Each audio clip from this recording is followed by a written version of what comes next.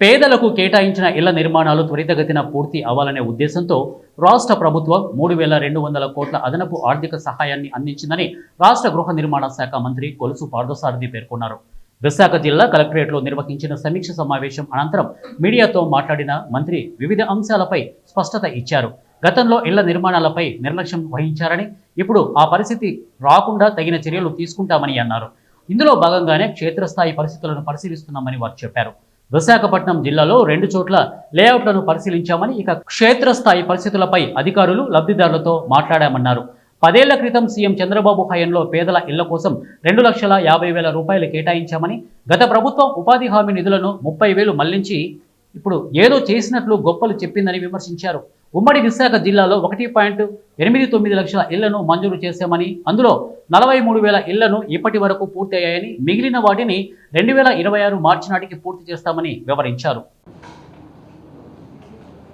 Collector గారు, DRO గారు, అదేవిధంగా జిఎంసి అధికారులు, rural drinking water RWS department వారు అందరూ కూడా హాజరవడం జరిగింది.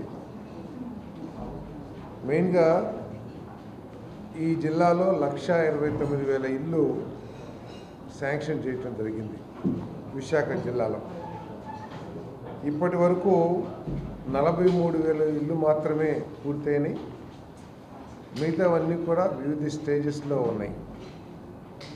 వాటిని ఎట్టి పరిస్థితుల్లో కూడా మార్చి 2026కి కంప్లీట్ చేయాలి, ఆ లక్ష్యంతో పనిచేయాలని చెప్పేసి ఈరోజు సమీక్ష జరిగిందని చెప్పేసి నేను మనవి చేస్తా ఉన్నాను. ఎందుకంటే వాస్తవానికి ఈ స్కీమ్ PMAY 1O ఏదైతే స్కీమ్ ఉందో ఆ స్కీమ్ 2024 డిసెంబర్కి పూర్తి అయిపోయినా కూడా గత ప్రభుత్వం చేసిన నిర్వాహకం మూలంగా కానివ్వండి, గత ప్రభుత్వం చేసిన బాధ్యతారహితమైన